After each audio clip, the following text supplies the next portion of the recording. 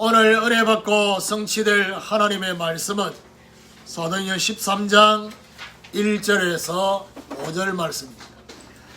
사도행전 13장 1절에서 5절 제가 한 절 읽고 여러분 한 절 읽고 5절은 같이 읽도록 하겠습니다. 안디옥 교회에 선지자들과 교사들이 있으니 곧 바나바와 니게로라는 시몬과 구레네 사람 누기오와 분봉왕 헤롯의 젖동생 마나엔과 및 사울이라.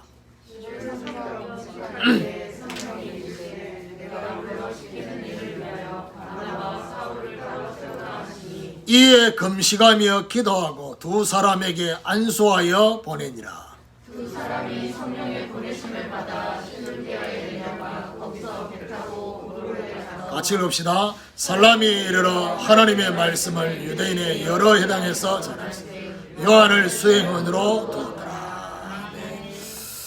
우리 교도한 말씀을 가지고 성령의 자원하시는 응답이라는 제목으로 말씀을 전가하기 원합니다. 우리 옆에 분하고 인사합시다. 성령의 자원하시는 응답 속에 우리 모두가 있읍시다. 건너와서 우리를 도우라는 말씀이 성취되기 위해서는 전도 운동을 통해 하나님께 영광을 돌려줘야 할 것입니다. 영혼 구원을 통해 영광 받으실 하나님의 영광, 그 영광을 방해하는 것을 하나님은 가장 싫어하신다고 했습니다. 자, 이것을 안다면 우리는 어떤 자리에 있어야 될 것이냐? 전도 운동을 통한 하나님께 영광을 돌려드리는 그 자리에 저와 여러분이 있는 것입니다. 사실 가장 중요한 응답은 뭐냐? 하나님의 그때에 저와 여러분이 있는 것이고요. 하나님이 원하시는 그 자리에 저와 여러분이 있는 것이고요. 하나님이 원하시는 그곳에 저와 여러분의 인생이 있다고 한다면 가장 축복된 것이다 라는 사실입니다. 오늘 본문은 아마 하나님이 가장 기뻐하시는 본문의 시간표 아닐까. 물론 여러 가지가 있겠지만요. 하나님께서 가장 원하시는 그 마음을 시원케 해드리는 시간표가 오늘 본문 속에 있다. 그래서 본문은 성령께서 자원하여 역사하시는 응답이 본문에 나타나 있습니다.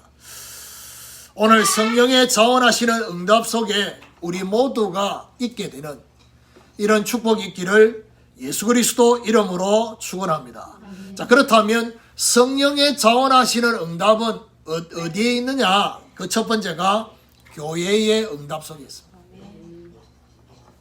1절에 보니까 안디옥 교회 선지자들과 교사들이 있으니 곧 바나바와 니게로라는 시몬과 구레네 사람 누기오와 분봉왕 헤롯의 젖동생 마나엔과 및 사울이라. 오늘 본문 1절에 안디옥 교회, 사실은 사도행전 11장에는 안디옥 교회라는 명칭을 구체적으로 쓰지 않았습니다.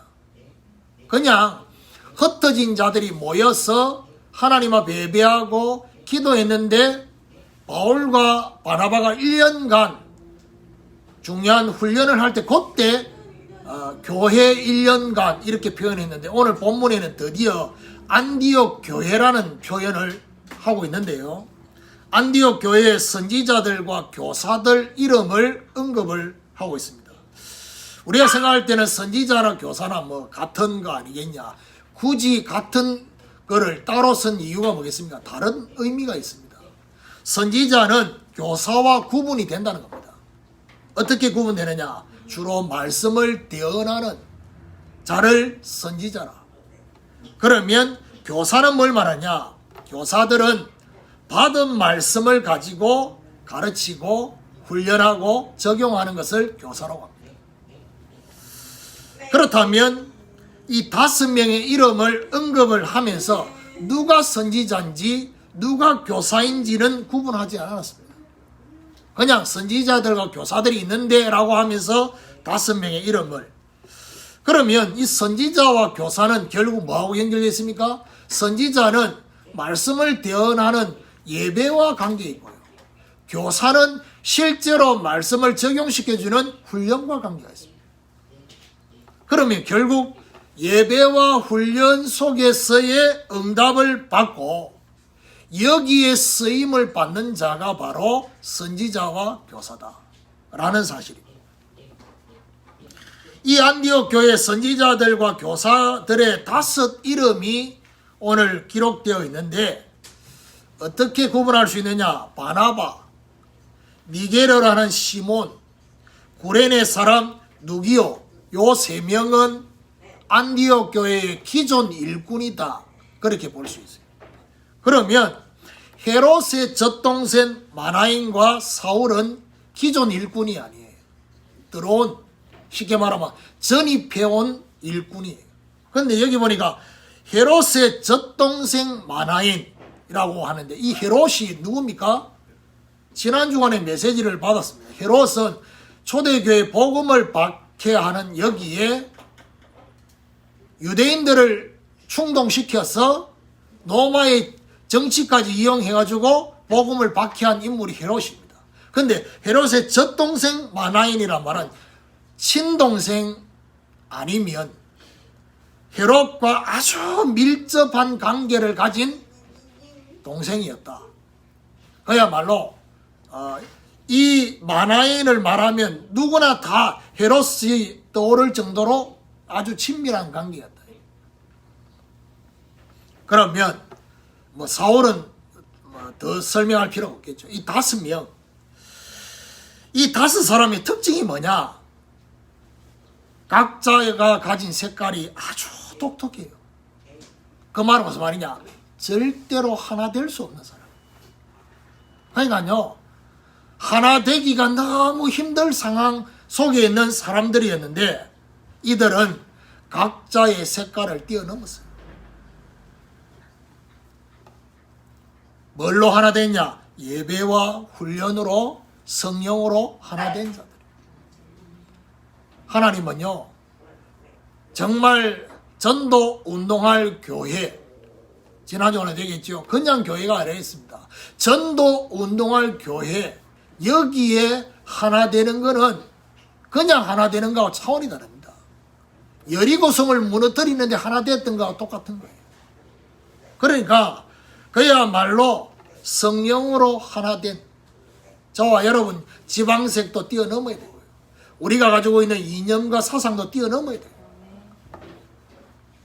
성령으로 예배와 훈련, 말씀으로 하나 되어졌다는 얘기예요. 오늘 우리도 예배와 훈련에 집중하고 응답받는 자들이 되는 이런 축복이 있기를 예수 그리스도 이름으로 축원합니다. 두 번째로 성령의 자원하시는 응답은 어디에 있느냐? 선교의 응답 속에 있습니다. 2절에 보니까 주를 섬겨 금식할 때 성령이 이르시되 내가 불러시키는 일을 위하여 바나바와 사울을 따로 세우라 하시니, 본문 2절에 주를 섬겨 금식하고 있었다라고 말하고 있습니다. 이들의 금식은 자기 자신들을 위한 금식이 아니었습니다. 주를 섬기기 위한 금식이었습니다. 금식도요, 종류가 좀 달라요. 예를 들면 내가 너무 살아있어가지고 나를 좀 죽이고 싶어가지고 금식할 수도 있어요. 일단 금식하면 힘이 빠지니까 살아있는 사람은 좀 금식할 필요도 있어요. 그런데 정말 주를 섬기기 위한 금식, 정말 하나님의 뜻을 이루기 위한 금식은요 다릅니다. 예수님께서 하신 금식이 바로 그 금식이에요. 이사야서에 보니까 정말 하나님이 기뻐하시는 금식이 어떤 것이에요? 흉악의 결박을 푸는 금식이라 했어요. 그만큼 복음되게 하기 위한 금식이었어요. 주를 섬겼다는 것은 뭘 말하느냐? 사실적인 예배 속에서 금식했다는 거예요. 그냥 금식한 게 아닙니다. 예배 속에서 금식한 것이고, 제가 전에 말씀하면서 이런 얘기를 했죠. 성령이 직접 말씀하신 현장이 그래 많지 않다고 했습니다. 물론 요한계시록 2장 3장의 7교회는 성령이 교회들에게 하시는 말씀을 들을지어다라고 했지만, 오늘 하나님이 가라사대, 하나님이 말씀하시되, 하나님이 이르시되라는 그 표현을 오늘 본문 2절에 하고 있어요. 성령이 이러시되, 그 말은 무슨 말이죠? 성령께서 구체적인 말씀을 하시는 장면이 나옵니다. 어떤 부분을 말씀하려고 이렇게 말씀했냐? 뭐라고 말하냐? 내가 불러시키는 일을 위하여 바나바와 사울을 따로 세우라 했습니다. 성령께서 불러시키는 일을 위하여 바나바와 사울을 따로 세우라. 여기서의 성령께서 하시는 일은 어떤 일입니까? 선교를 위한 일입니다. 여기 따로 세우라는 이 말은 무슨 말이죠? 차별이 아닙니다. 구별입니다. 선별입니다. 하나님의 일은 구별되어지고 선별되어져서 그렇게 예수님께서 12 제자를 따로 세웠고요. 그 중에서도 베드로, 요한, 야고보를 따로 세웠어요. 따로 변화산에 데리고 올라갔고, 사도행 19장에 되어 보니까 석 달 동안 바울이 하나님 나라에 대해서 말씀하고 난 뒤에 제자들을 따로 데리고 들어왔노 손으로. 따로란 말이 계속 나옵니다. 차별이 아닙니다. 지난주간에 우리 샤론이가 물론 계약직이지만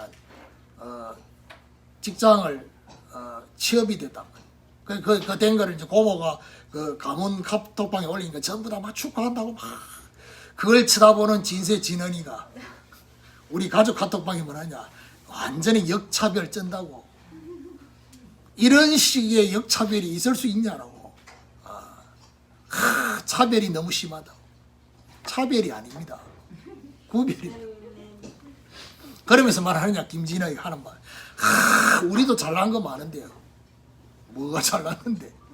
그럼 그렇게 따지면 뭐 형도 뭐 시험 쳐서 합격하면 막 축하해 줘야 되네. 무슨 시험이냐? 뭐 워드, 엑셀 뭐 축하할 일 아니던데. 수준들이 예? 그러니까 결국 차별이라는 말을 누가 씁니까? 선택되지 않는 사람이 차별이라고 말해요. 그러니까 하나님의 일에 내가 쓰임을 받아야 될 그 사람은 차별이라고 생각 안 합니다. 문제는 거기 쓰임을 받지 못하는 사람은 차별이라고.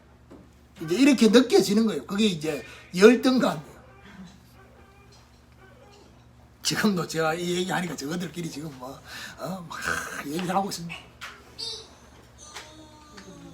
그러니까 제가요, 그래서 이제 그 면접했던 내용을 샤론이가 그 가족 파트에 올렸어요. 뭐라요? 면접관이 막 여러 질문을 하면서 거의 멘붕이 올 정도로 막 면접을 받았단 말이에요. 그 중에 이제 뭐라 행정해야 되니까 컴퓨터를 잘하느냐 이러니까 너무 잘한다고. 실제로는 그냥 내가 볼 때는요, 그 질문도 너무 그 질문한 사람도 하나님이 그걸 막으시는, 너무 잘하면 자격증이 있어야 될 거 아닙니까? 자격증 하나도 없는데 너무 잘한다는 그 말에 그냥 거의 아멘하고 그냥 이렇게 된 거예요. 내 속으로 내가 생각할 때 적어도 뭐 그러면 뭐 엑셀이나 뭐 워드나 자격증이 있어야 되는데 하나도 없는데. 그러니까 이제 진세가 뭐라냐, 그러면 배워야 된다. 그러니까 3월 15일부터 출근해야 되니까 급하게 배우는 게, 자기한테 배워, 자기는 자격이 있으니까 자기한테 돈 내고 배우라는 거죠. 하루에 10,000원.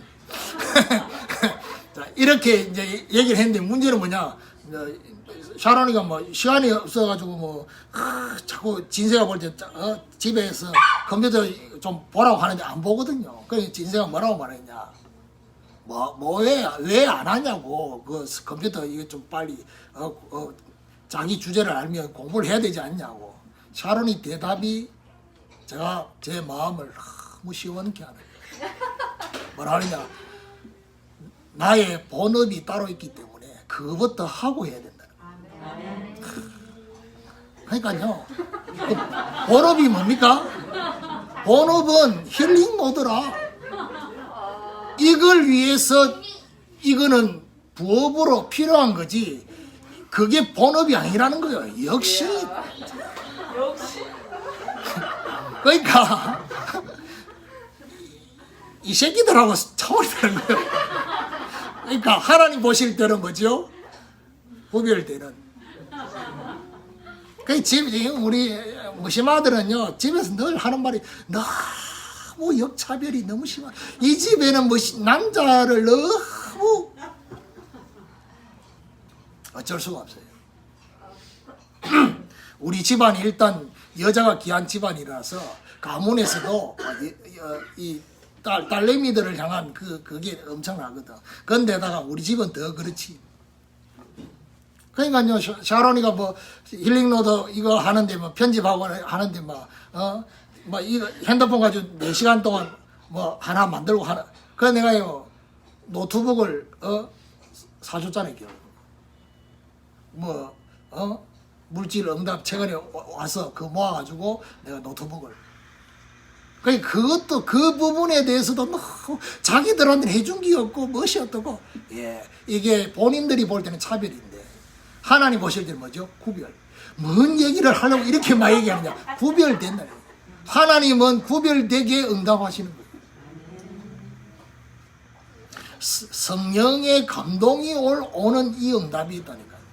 하나님이 하고자 하는 그 마음.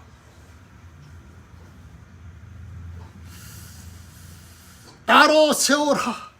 무슨 말입니까? 바나바와 사울은 성령과 완전 통하는 오직의 중심을 가진 자를 구별하고 있습니다. 그래서요, 여러분 잘 들으세요. 전에 있었던 교회 해외 캠프 가잖아요. 바나바와 사울 같은 중심으로 캠프 가느냐? 그렇지 않습니다. 그러면 어떻게 됩니까? 캠프도 하고, 캠프도 하는 거하고 캠프만 하는 건 달라요. 그러면 어떻게 되냐? 선교를 적당하게 이용하고, 선교를 그렇게 하면 하나님 너무 기쁘게 싫어하셔요. 그래서 진짜 오직의 중심으로 거기 집중할 때 하나님이 덤으로 더하여 주신 거지. 그렇죠. 그러니까 이게 뒷전이 되어 있으니까 이게 문제예요, 지금. 3절에 보니까 이에 금식하며 기도하고 두 사람에게 안수하여 보내니라. 교회가 금식 기도하며 두 사람을 선교사로 안수했어요. 자, 이 안디옥 교회 보통 교회가 아닙니다. 왜냐? 담임 목사를 선교사로 파송했어요. 여러분 같으면 아멘하고 저를 선교사로 보내겠습니까? 뭐 세계복음막 기도하다가 그 시간표 오면 바로 안 됩니다. 우리는 어떡하나? 우리도 선교의 대상입니다. 이런 식으로 나올 건데, 안디옥 교회는 대단한 교회예요. 하나님이 기뻐하실 수밖에 없어요. 오늘 우리도 성령과 완전 통하는 오직의 중심을 가진 자가 되는 이런 축복이 있기를 예수 그리스도 이름으로 축원합니다. 세 번째로 성령의 자원하시는 응답은 어디 있냐? 현장의 응답 속에 있는 것입니다. 4절에 보니까 두 사람이 성령의 보내심을 받아 실루기아에 내려가 거기서 배 타고 구브로에 가서, 여러분 우리가 일주일 동안 직장을 갑니다. 학교도 갑니다. 그렇죠. 중요한 거는 뭐냐? 그게 현장이 돼야 돼요. 무슨 말이죠? 성령의 보내심을 받아서 가요. 그냥 가는 거하고 내 혼자 가는 거하고 성령과 함께 가는 건 달라요. 선교사로 파송받은 두 사람이 성령의 보내심으로 가게 됐다는 사실. 무슨 말입니까? 성령의 보내심을 받았다는 것은 성령 인도와 성령의 감동 속에서 움직였다는 거예요. 그러면 여러분 늘 가는 직장, 늘 가는 학교, 늘 가는 그곳이 아니라 이번 주간에는 이런 성령의 인도와 감동 속에 내가 가는 것이. 그래야 돼야 되는 거예요. 자, 여기 보니까 두 사람이 성령이 보내시면 실루기아에 내려가서 거기서 배 타고 구브로에 가서 5절에 살라미에 이르러라고 하나님 말씀을 유대인의 여러 회당에서 전할세 요한을 수행원도 두었다 했어요. 무슨 말입니까? 안디옥은 대륙이면 대륙. 무슨 말이냐 하면 섬이 아니다. 그래서 항구가 있는 실루기아로 내려가서 거기서 배를 탔다 했어요. 요즘 같으면 배 안 타고 비행기 타겠지만 배 타고, 그리고 뭐라느냐, 구브로에 갔다 했어요. 구브로는 어떤 곳이냐, 바나바의 고향입니다. 그래서 이게 지금 바울 팀이 가는 여정을 한번 보세요. 구브로를 거쳤어요. 이 구브로라는 이 바나바의 고향으로 간 이유가 뭐냐, 여기 출신의 성도들이 아주 많았던 거예요. 그래서 지금 첫 번째 선교 전도 여행에는 어떻게 지금 가는지를 한번 잘 보세요. 기존에 있는 성도들이 있는 현장으로 먼저 들어갔어요.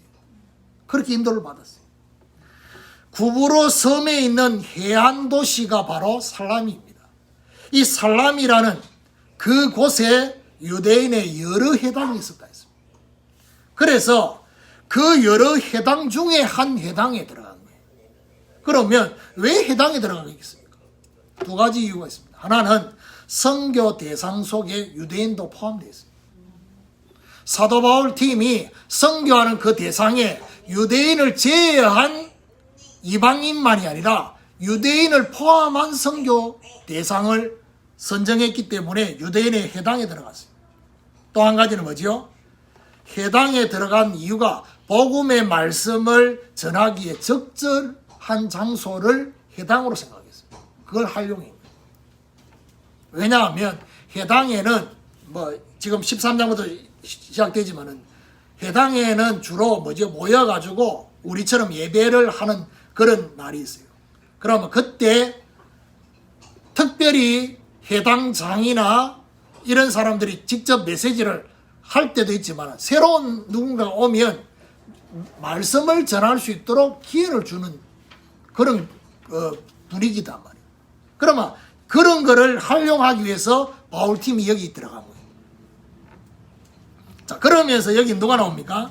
하나님의 말씀을 전하는데 마가 요한을 수행으로 두었어요. 이 수행원으로 두었다는 말은 두 가지 의미가 있습니다. 하나는 아마도 마가 요한이 뭘 했냐, 바울과 바나바가 메시지를 전하면 영접하는 사람이 나올 거 아니에요.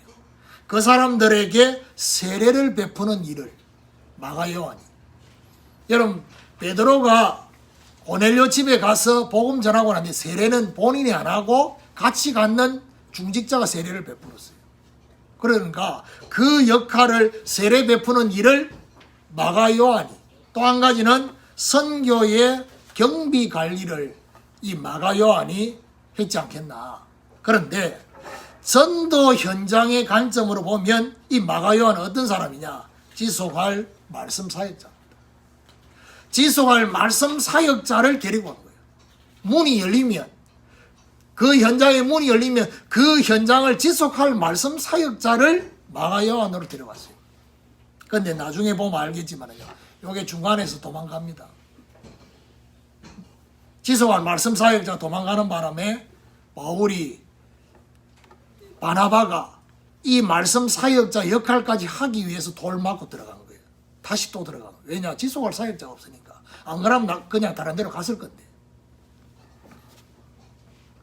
오늘 우리도 성령의 보내심을 받아갈 수 있는 현장의 응답이 저와 여러분에게 일어나야 돼요. 그러니까 처음에 새로운 현장을 우리가 가면요, 직장을 가면 이 마음을 가집니다. 근데 한 주, 두 주, 한 달, 두 달, 석 달 가면요, 이 마음이 없어져요. 그래서 우리가 주일마다 말씀 받고 은혜 받고 새로운 마음을 어떻게 해요? 성령의 보내심을 받아서. 성령의 보내심을 받아서 가야 돼요. 그 감동으로 저와 여러분 읍에 가야지만이 그곳이 바로 선교지가 되는 것이고 여러분은 선교사가 되는 거예요. 결론입니다. 성령의 자원하시는 응답의 역사는 결국 어디 있습니까? 교회, 선교, 현장, 여기에 나타났습니다. 그럼 결국 저와 여러분, 이 성령이 자원하신다는 이 말은 무슨 말이죠? 진짜 성령이 자원하시는 응답 속에 우리가 있으려고 하면 어디 되느냐? 1절을 통해서 우리가 뭘 붙잡아야 됩니까? 서로를 통해서 응답받아서 서로를 통해서 응답받아야 돼요. 그래서 성령으로 하나 돼야 돼요. 그러니까 하나님은요, 다 저와 여러분 다르게 만들어 놨어요. 서로를 통해서 도움을 받을 수 있도록.